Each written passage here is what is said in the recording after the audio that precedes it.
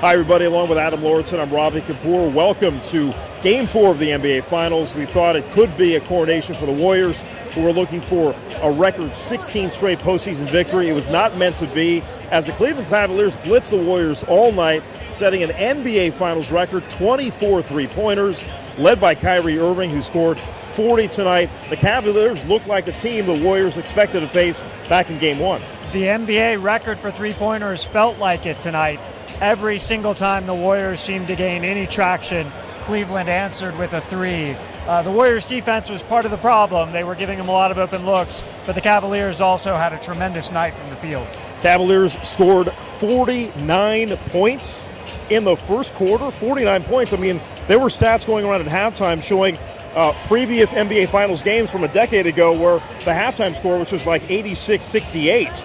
You've seen entire games with that kind of score when the Spurs were playing 10 years ago. So talk about that first half, because there were fireworks all night long.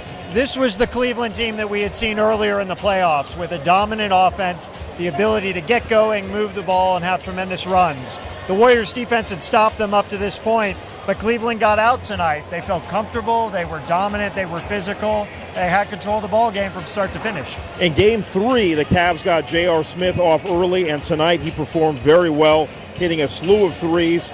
Kevin Love also with 6 three-pointers. The whole team got involved. Obviously, you expect Kyrie and LeBron to turn in their numbers, but the entire team made a contribution tonight. Even Darren Williams hit a three, and when that happens, probably shows it wasn't the Warriors' night. Yeah, I think you just said it. It wasn't the Warriors' night. Cleveland got contributions from all of the players who had been zeros in the series so far. It'll go back to Oakland. It'll be a different environment, a different mood. The Warriors hopefully can make the most of it. Kevin Durant, 35 points. Real fiery performance in the third quarter. We had 3 technicals: Draymond Green, Kevin Durant, LeBron James. Durant was strapping underneath him. He really wanted to close this thing out, and at certain points, certainly in the third quarter, looked like the Warriors still had a shot, but the Cavs kept firing and knocked the Warriors out tonight. It was an incredibly physical game. The refs let them play for much of the third quarter until it got a bit out of hand, and then they had to reel it back in.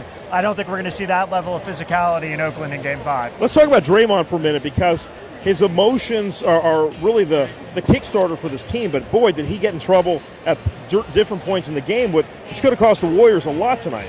For a period of time, it looked like Draymond had picked up his second technical foul and was going to be ejected from the game.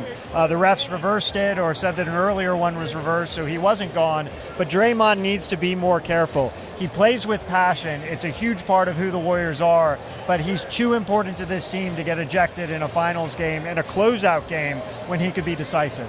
Well, the Cavaliers set a record in the first quarter. They set a record at halftime, and they have a record for most threes in a game.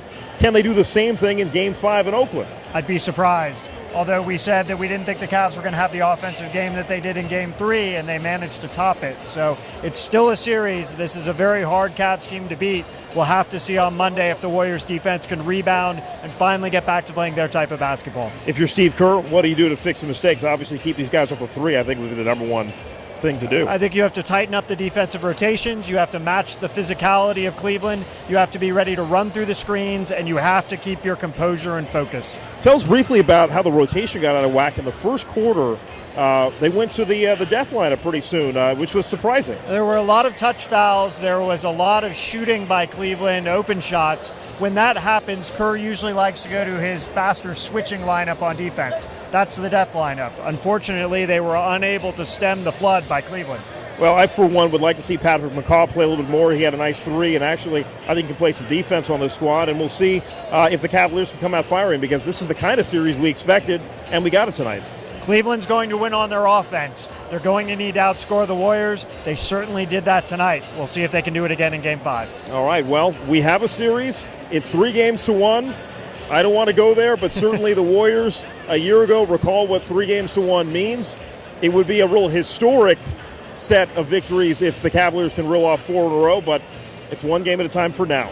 3-1 has haunted the Warriors for an entire year. It's going to haunt them for at least 2 more days. We will be there. Game 5 at Oracle. For Adam Lauridsen, I'm Ravi Kapur. We'll see you on Monday night.